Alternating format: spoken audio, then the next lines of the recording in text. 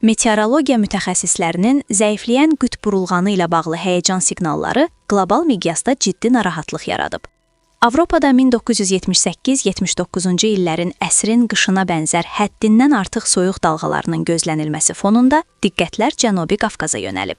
Yeni ildən sonra başlayacağı proqnozlaşdırılan şiddətli soyuqların regiona, xüsusilə də Azərbaycana təsir edib etməyəcəyi sual doğurur.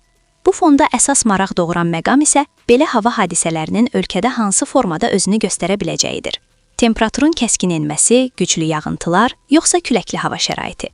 Meteoroloq Cavid Hüseynov Sfera AZ-a açıqlamasında qeyd edib ki, Avropa qütb burulğanı səbəbindən 2025-2026 qışında 1978-79-cu illərdəki kimi şiddətli soyuq dalğa təxminləri hələlik rəsmi meteoroloji təsdiqini tapmayıb.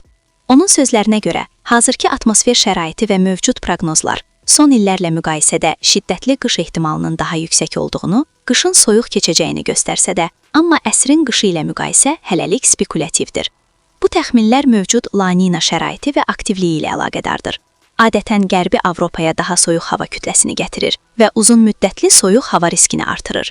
Ölkəmizdə qış fəsli əksər bölgələrdə nisbətən mülayim keçir.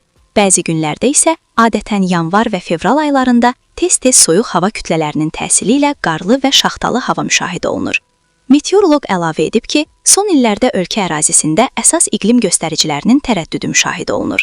Son illərdə həm günəş aktivliyi ilə əlaqədar, həm də istixana qazları hesabına əsas iqlim göstəricilərinin dəyişməsi, həmçinin ətraf mühitə və atmosferə aktiv antropogen təsirlərin artması səbəbindən ölkə ərazisində, eləcə də Bakıda və Abşeron yarımadasında da əsas iqlim göstəricilərinin tərəddüdü, illik temperaturun və isti günlərin sayının artması, yağıntıların miqdarının iqlim normasına görə tərəddüdləri, intensivliyinin artması və sair müşahidə edilir.